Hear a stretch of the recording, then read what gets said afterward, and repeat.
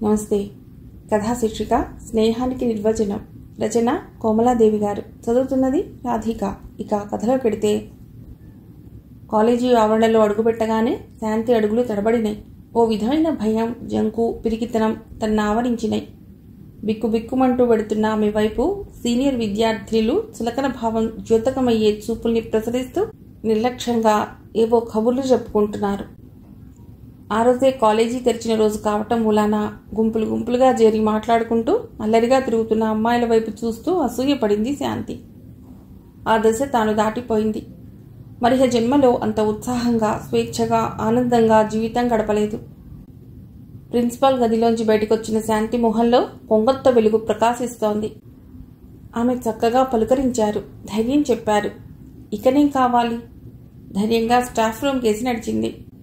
శాంతి English లెక్చరర్గా చేరింది. తనకన్నా 1 సంవత్సరం సీనియర్స్ అయిన రమ, పద్మలతో స్నేహం కలిసింది. రమ కూడా ఇంగ్లీష్ లెక్చరర్గానే పనిచేస్తోంది. Padma assistant lecturer. ముగ్గురు కూడా మిసెస్ నళిని రామారావు కింద పనిచేస్తున్నారు. నళిని వీరందరికన్నా 10-12 సంవత్సరాలు పెద్దది. మంచి అనుభవం గలది. చక్కగా లెక్చర్స్ ఇస్తారని, షేక్స్పియర్ చాలా బాగా చెప్తారని ఆమెను అందలం ఎక్కించేశారు పిల్లలు. గంభీరంగా, మౌనంగా ఉండే ఆమెను చూస్తే విద్యార్థినులకు హడలు. అటొస్తే ఇటు తప్పించుకుని వెళ్తుంటారు. నళిని స్వతహాగా కలుపుకోరుతనం మనిషి కాదు, రిజర్వ్ టైప్. ఆమె అంటే మిగతా ముగ్గురికి కూడా భయము, గౌరవమును. శాంతి, రమ, పద్మలు గాఢ స్నేహితులైపోయారు. ముగ్గురు ఒకే ఇల్లు అద్దెకి తీసుకుని ఉంటున్నారు. ఏడాది లోపల రమ పెళ్లి చేసుకుని పక్క ఇంట్లోకి భర్తతో సహా వెళ్ళిపోయింది. మరో 6 మాసాలకు పద్మకు కూడా పెళ్ళైపోయింది. కానీ వారి స్నేహం 3 పువ్వులు 6 కాయలుగా వర్ధిల్లుతోంది. కాలేజీలో వీరి స్నేహాన్ని గుర్తించి మిగతా వారు శాంతిని, మీరెప్పుడు మీ స్నేహితుల అడుగుజాడలో నడుస్తారు అని అడిగితే శాంతి నవ్వి ఊరుకునేది. రమ, పద్మలు పెళ్ళై వేరుగా వెళ్ళిపోయినా శాంతిని దూరం చేసుకోలేదు. ఒకే వీధిలో ఉండటం వల్లనో, లేక వారి భర్తల ప్రోత్సాహం వల్లనో 5గురు కలిసి మార్చి మార్చి ఒక్కో ఇంట్లో భోజనాలు చేయటమో, సినిమాలకు వెళ్ళటమో, లేదా ఏవైనా సభలు జరిగితే ఉమ్మడిగా హాజరు కావటమో జరిగేది. ఇంతలో పెద్ద అవాంతరం ఒకటి వచ్చి పడింది. రమా, పద్మలు ఇద్దరు కూడా ఒకేసారి మెటర్నిటీ లీవ్ పెట్టవలసి వచ్చింది. ఆ రోజు 5గురు కలిసి ఈ విషయం మీద మాట్లాడుకుంటున్నారు. శాంతి గాబరా పడుతోంది. ఇంకో నెలకంతా BA వాళ్ల ఫైనల్ పరీక్షలు, ఇంకా 4 ఎస్సేలు పూర్తి కావాలి. ఇంటర్ వాళ్ల డ్రామా కూడా పూర్తి కాలేదు. మీరిద్దరూ ఒకేసారి ఇంట్లో కూర్చుంటే నేను, మిసెస్ నళిని పూర్తి చేయగలమా? సంశయిస్తూ అంది. అందరూ దీర్ఘాలోచనలో పడిపోయారు. వెధవ స్ట్రైక్లు వీళ్ళూను. కాలేజీ మూసివేయగానే రైళ్లెక్కి చక్కా ఇళ్లకు వెళ్ళిపోతారు. మరో 4 రోజులకు చక్కగా కాలేజీకి వస్తారు. అదే అత్తవారింటికి వచ్చినట్లు. 4 రోజులు కాపురం వెలగబెట్టి ఏదో పేచీలు తెచ్చి పుట్టింటికి పారిపోతారు. అవస్థపడేది మనము. వాళ్ళు పరీక్ష హాల్లోకి వెళ్లకముందు పోర్షన్స్ ముగించి పంపాలి. ఎలా సాధ్యం? ఈ ఏడాది 2.5 నెలలు ఇలా వృధాగా పాడైపోయినాయి. నీపై పెద్ద భారాన్నే మోపుతున్నా. పోనీ త్వరగా పాఠాలు ముగిద్దామన్నా పిల్లలు ఏకగ్రీవంగా శని, ఆదివారాలు, సెలవు రోజుల్లో రామని గోలపెట్టేస్తారే. ఏం చెయ్యాలి? రమ తన సానుభూతి కనబరుస్తూ తన నిస్సహాయతను తెలియజేసింది. కొంతసేపు మగవాళ్ళిద్దరూ నాటి విద్యార్థి లోకంలో ఉన్న అసమర్థతను, వాటి అవినీతిని, అవిధేయతను, పొగరును గురించి యథేచ్ఛగా తమ అభిప్రాయాలను వెల్లడించారు. అంతసేపు ఆడవాళ్లు ముగ్గురు దీర్ఘాలోచనలో మునిగిపోయారు. చటుక్కున పద్మ అంది, పోనీ మరొకరి సహాయం తీసుకుంటేనో? రామ్ గోపాల్ గారిని నేను ఎరుగుదును. అటు పోయిన సంవత్సరం మోడర్న్ పోయిట్రీ వారే తీసుకుని ముగించారు. వారి సహాయాన్ని అర్థిస్తే. రమవదనం ప్రఫుల్లమైంది. నిజమే, భలే ఐడియా. 4 క్లాసులు తీసుకోమని అడిగితే తప్పక ఒప్పుకుంటారు. శాంతి హృదయం తేలికపడింది. అయితే రేపు సోమవారం నాడు మిసెస్ నళినిని అడిగి వారిని అడగటానికి వెడతాను అంది ఎంతో ఉత్సాహంగా. పద్మ భ్రుకుటీకరించి ఖచ్చితంగా అంది. సోమవారం దాకా ఆగితే నీకు తోడెవరు? ఇప్పుడు మేమున్నాం, ఇప్పుడే వెడదామా? నళిని గారికి ఇలాంటి పట్టింపులు లేవు. పోర్షన్స్ అయిపోవటమే ముఖ్యమంటారు. పద్మ, రమలతో వెళ్ళి అడిగానని చెప్పు. ఏమీ అనరు. ఇప్పుడే మళ్ళీ రిక్వెస్ట్ చేద్దామా? సరేనంటే సరేననుకున్నారు. రామ్ గోపాల్ గారు అదృష్టం కొద్దీ ఇంట్లోనే ఉన్నారు. వచ్చిన 5గురిని చూసి ప్రథమంలో గాబరా పడిన మాట వాస్తవమే. కానీ వారొచ్చిన కారణం తెలుసుకుని సంతోషంగా అంగీకరించారు. 5 గంటలైతే చాలు అని అతడికి వీలైన సమయాన్ని ఓ కాగితం మీద రాసి ఇచ్చారు. అతడిచ్చిన ఇన్స్టెంట్ కాఫీ తాగి సంతోషంగా అందరూ తిరిగొచ్చారు. మరుసటి రోజు శనివారం. పద్మ, రమలకు ఆఖరి రోజు. ముగ్గురు కలిసి నళిని దగ్గరికి వెళ్లారు. ఆ సమయంలో ప్రిన్సిపాల్, నళిని బయట కారిడార్లో మాట్లాడుకుంటున్నారు. పద్మ, రమలని చూసి ప్రిన్సిపాల్ అంది, మీరిద్దరూ వెళ్ళిపోతున్నారు, పోర్షన్ అవ్వలేదని ఈవిడ చాలా వరి అవుతున్నారు. శాంతి చటుక్కున అంది, భయం లేదండి. రామ్ గోపాల్ గారు గవర్నమెంట్ కాలేజీ ఇంగ్లీష్ లెక్చరర్, వచ్చి మోడర్న్ పోయట్రీ పూర్తి చేస్తానని చెప్పారు. ప్రిన్సిపల్ ముఖం గంభీరమైంది. కాస్త కోపంగా నళిని కేసు చూసి, ఎవరిని అడిగి ఇలా హెల్ప్ కోసం వెళ్లారు అంది. శాంతి గుండెల్లో రాయి పడింది. రమా, పద్మలు ఒకరి మొహం ఒకరు చూసుకున్నారు. నాకు తెలియదండి అని ప్రిన్సిపల్కు జవాబిచ్చి శాంతి వైపు తిరిగి చికాగ్గా అంది. రామ్ గోపాలి దగ్గరకు మాకు తెలియకుండా ఎలా వెళ్లారు? ఇదేదో చిక్కు ప్రశ్నలా ఉందని, తన ప్రత్యక్షత అనవసరమని గ్రహించిన ప్రిన్సిపల్ వస్తాను అంటూ వెళ్ళిపోయారు. శాంతికి ముచ్చెమటలు పోశాయి. నళిని ఎందుకిలా అడుగుతోంది? ఓమారు పద్మ, రమల వైపు సహాయం కోసం చూసింది.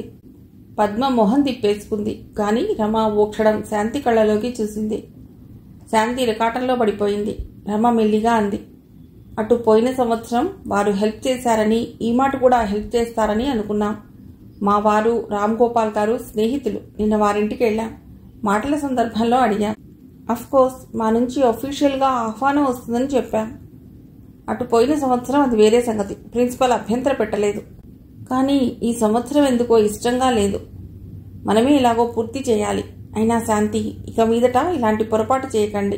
పర్మిషన్ తీసుకోవాలి. ప్రిన్సిపల్ ద్వారానో నా ద్వారానో ఆహ్వానం వెళ్ళాలి. శాంతి మాట్లాడలేదు. కానీ పద్మ తనను వెనకేసుకొచ్చి సర్ది చెప్తుందని గంపెడాసతో చూసింది. శాంతి పద్మని చూడలేదు. అసలు శాంతి అక్కడ లేనట్లే ప్రవర్తిస్తోంది. శాంతి హృదయం విలవిలలాడిపోయింది. నేరస్తురాలు తానే. అపరాధిలా నిలబడి మౌనం దాల్చింది. కానీ తనకు తెలుసు, నళినికి ఏదో జవాబివ్వాలని. కాసేపాగి మెల్లిగా అంది, అంత దూరం ఆలోచించలేదు. పొరపాటు జరిగిపోయింది, క్షమించండి. ఇకపై జాగ్రత్తగా ఉండు శాంతి అని నళిని వెళ్తుంటే ఈ పద్మ ఆమెను అనుసరించింది. పద్మ వెళ్లిన దిక్కుకేసి నిస్త్రాణతో చూస్తూ నిల్చుండిపోయింది. రమతో ఏదో మాట్లాడాలనుకుంటుండగానే కొంతమంది విద్యార్థినులు రమను చుట్టుముట్టారు. శాంతి అక్కడి నుంచి దాటిపోయింది. ఆఖరి రోజుని కాబోలు రమా, పద్మలకు అవిరామంగా గడిచింది. సాయంత్రం ఇల్లు చేరగానే శాంతి మంచం మీద వాలిపోయింది. నళిని దగ్గర నేరస్తురాలిగా క్షమాపణ కోరుకోవటం తనను అంతగా బాధ పెట్టడం లేదు. కానీ ఈ పని చేయించిన వ్యక్తి, తనను పురిగొల్పి రామ్ గోపాల్ దగ్గరకు తీసుకువెళ్లిన వ్యక్తి అంతా తనకు తెలిసినట్లు, నళిని తన మాటను తీసివేసినట్లు మాట్లాడిన పద్మ మౌనం దాల్చటం, తనకేమీ తెలియనట్లు పట్టనట్లు నటించటాన్ని సహించలేకపోయి హృదయ భారంతో కళ్ళు మూసుకుంది. ప్రాణ స్నేహితురాలనుకున్న పద్మ తనను ఆదుకోలేదు. రమనే 1000 రెట్లు మేలనిపించింది. ఏదో సర్ది చెప్పటానికి ప్రయత్నించింది. అయినా ఇంతవరకు వారిద్దరూ రాలేదు. తనను తప్పుకు తిరిగారు. పనిపిల్ల వచ్చి గుర్తు చేసే వరకు తాను కాఫీ తాగలేదని అనిపించలేదు. కాఫీ తాగి మళ్లీ పడుకుంది. హృదయంలో దిగులు నిండుకుంది. తను ఒక్కత్తి వెళ్లి రామ్ గోపాల్ గారిని కలుసుకుని తను తొందరపడి ఆహ్వానించినట్లు చెప్పుకుని అన్యథా భావించక క్షమించమని అడగాలి. అతడెవరు, ఎలాంటివాడు, అర్థం చేసుకుని ఏమీ జరిగినట్లు ఫీలై క్షమించగలడా? ఈ సంఘటన అతడి హృదయంలో ఎలా ముద్ర వేస్తుంది? తనపై ఎంతటి దురభిప్రాయం కలుగుతుందో. అతడు పరాయివాడే. మరి అతడి మొహం తను చూడదు. అయినప్పటికీ తను ఒకరి దృష్టిలో చులకనైపోతుంది. ఇంతటి అవమానం తాను భరించగలదా? అతడు ఆరాధిస్తే తను పద్మ సంగతి చెప్పకుండా ఉండగలదా? రమ ఓ చిటికెన వేలు మోపంతైనా సాయం చేసింది. తనకు హామీ ఇచ్చి పెత్తనమంతా తనదేనన్నట్లు వ్యవహరించి చివరికి తను గోతిలో పడితే చూస్తూ నించున్నదే గాని ఏం చేయలేదు. స్నేహం అంటే ఇదేనా? అవసరానికి కలిసి తిరగడమేనా స్నేహభావం అంటే? తన అవసరం వారికెంతైనా ఉంది. ఇంటి నుండి తాను తెచ్చుకున్న పని మనిషి సాయం మొదలు చేబదుళ్లకు, క్లాసులు కొన్ని తీసుకోవటానికి, ఎస్సేలు దిద్దటానికి. బాబోయ్, తన నుండి వారికెంత లాభం! అలా అని తను పిలవలేదు. స్నేహాన్ని అతి ఉన్నత స్థాయిలో నిలిపి పవిత్ర బంధంగా తలంచే తను వారి చేతల్లో అపార్థం కనబడలేదు. గాని ఇప్పుడు తనొక కీలుబొమ్మలా కనబడుతోంది తనకే. స్నేహాన్ని ఇలా తూచేవారిని ప్రథమంగా వీరినే చూస్తోంది. ఆశ్చర్యమూ వేస్తోంది. పనిపిల్లను పిలిచింది. పద్మమ్మ గారు రమగారు వచ్చారా అని అడిగింది. వారు రాలేదని తెలిసి కూడా. పద్మమ్మ గారు 4 గంటల బండికి బెంగళూరుకి వెళ్ళిపోయారమ్మా. వాళ్ళ ఇంటి వాళ్ళు మన గిన్నెల్ని ఇవ్వటానికి వచ్చి చెప్పారు. మీరుండరని గిన్నెలు వారికి అప్పగించిపోయారట.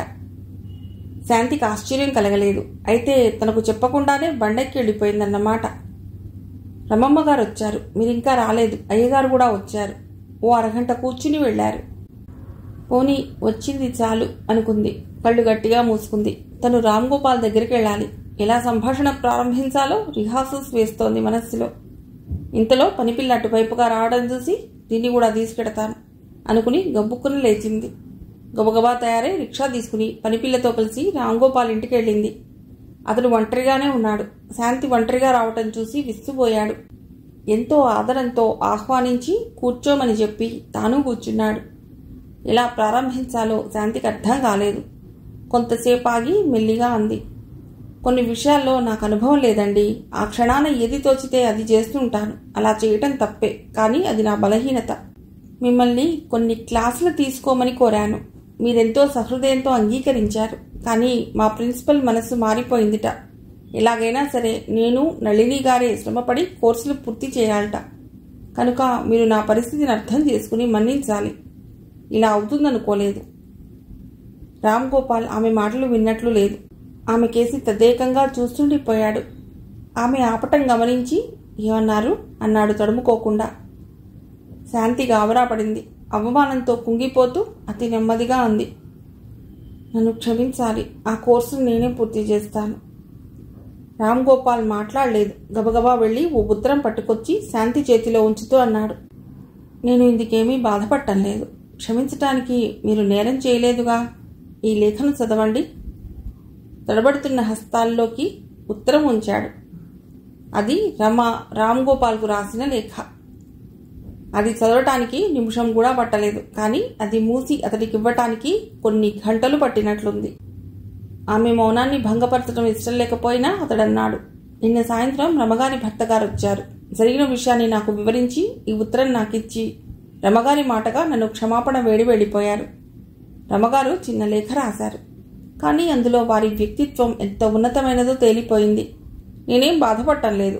మీరుగా మీరు వచ్చి ఇలా అడుగుతుంటే నాకెంతో ఆనందంగా ఉంది. ఏమండి శాంతి గారు, బహుశా మీరు ఇలా వచ్చి నన్ను క్లాసులు తీసుకోమని అడగటము ఒకందుకు మంచిదే అయిందేమో.